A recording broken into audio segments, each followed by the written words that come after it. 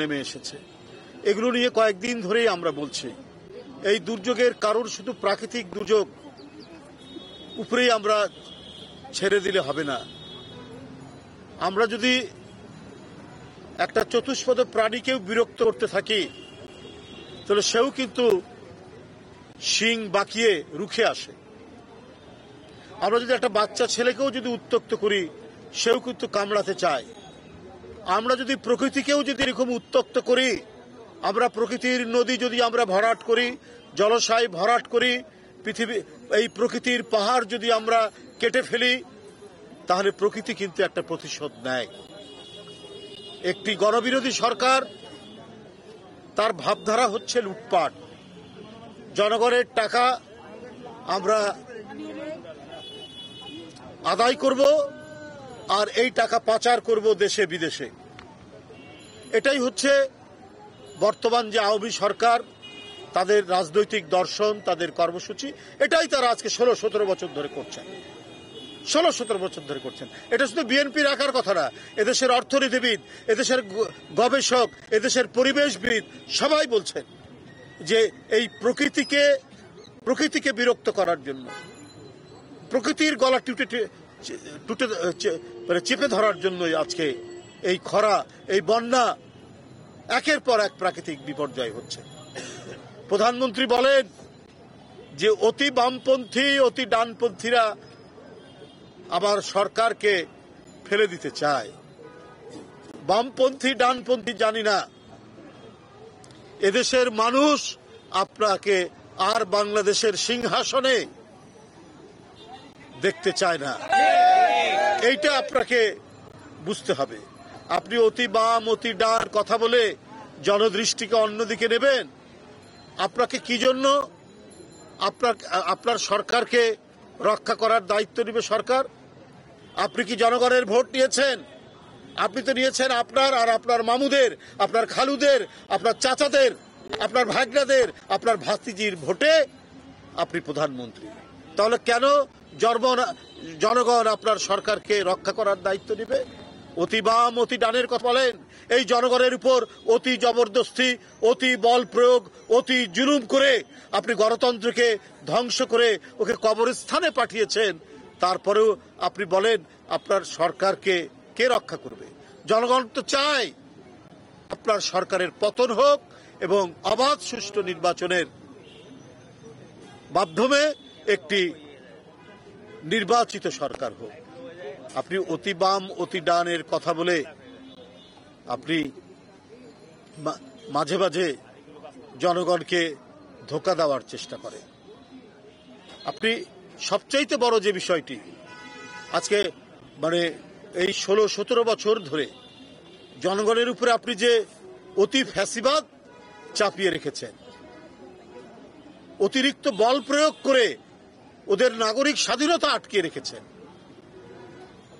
আর অতিরিক্ত ভারত প্রীতির কারণে নিজের ক্ষমতাকে টিকিয়ে রাখার চেষ্টা করছেন। এই অতি বল প্রীতি, অতি বল প্রয়োগ, অতি চালাকি, অতি মিথ্যা, অতি জুলুম, অতি পুলিশি নির্যাতন এবং অতি ভারত প্রীতি কোনোটা কাজে লাগবে না যদি জনগণ আপনার সাথে না থাকে। আপনি জনগণকে ত্যায্য করেছেন, সৎ সন্তান বানিয়েছেন। যেমন সৎ পুত্র সৎ কন্যা আমরা জানি, তেমনি আপনার কাছ থেকে সৎ সন্তান করেছেন। তো সুতরাং আপনার লোকজনের যে লুটপাট, এই লুটপাটের সমর্থন দেওয়ার জন্য ভোটাররা আপনাকে ভোট দেবে না। এটা কিন্তু আপনি জানেন। এটা আপনি জানেন বলেই এখন বিভিন্ন কথার আপনি ফানুস তুলছেন, ফুলঝুড়ি আপনি ছড়াচ্ছেন। কিন্তু আপনি কিন্তু অবাধ সুষ্ঠু নির্বাচন আপনি চান না। আপনি জানেন অবাধ সুষ্ঠু নির্বাচন হলে আপনি পরাজিত হবেন। বিএনপি 2018 সালের নির্বাচনে গিয়েছিল না? গিয়েছিল। কি এত বড় রাজনৈতিক দল 5টা এমপি ধরিয়ে দিয়েছেন হাতে, লাখ লাখ নেতা কর্মীর নামে মামলা, কবরে যে শুয়ে আছে সে মামলা, পবিত্র হজ করতে গেছে তার নামে মামলা, আপনার হাসপাতালের মধ্যে প্যারালাইসিসের রোগী তার নামে মামলা। লাখ লাখ মামলা দিয়ে হাজার হাজার নেতাকর্মীকে কারাগারে ঢুকিয়ে আপনি একটি প্রহসনের নির্বাচন করে জনগণকে প্রমাণিত করেছেন আপনি নিজেই শেখ হাসিনার অধীনে অবাধ সুষ্ঠু নির্বাচন কিয়ামতের দিন পর্যন্ত সম্ভব নয়। তাই জনগণ চায় একটা নির্দলীয় নিরপেক্ষ সরকারের অধীনে নির্বাচন। আজকে সারা বাংলাদেশ এই যে তপ্ত প্রবাহ, এই যে খরতাপ, এখানে মানুষ পুড়ছে, মানুষ জ্বলছে, মানুষের শরীর ঝলসে যাচ্ছে, এর উপরে ইলেকট্রিসিটি নাই। আজকে মফস্বলগুলোতে মানুষ হাহুতাশ করছে। বন্ধুরা আমার, এদেশের আজকে আন্তর্জাতিক মে দিবস। এই আন্তর্জাতিক মে দিবসে বাংলাদেশে মাত্র বিভিন্ন ফরমাল ইনফরমাল সেক্টরে 7 কোটি লোক, এই 17-18 কোটি লোকের মধ্যে 7 কোটি লোক কোন রকমে কোনো কাজের মধ্যে আছে। সেই কাজকে কাজ বলা যাবে না। এর মধ্যে একবারে একটা খুব বিশ্বাসযোগ্য প্রতিষ্ঠান বলছে এর মধ্যে 85% অর্থাৎ 6 কোটি লোকের যে কাজ করে এটা হচ্ছে খুব সঙ্গীন, এটা খুব দুর্বল, ভালনারেবল, এই কথা ওই রিপোর্টের মধ্যে বলা হচ্ছে।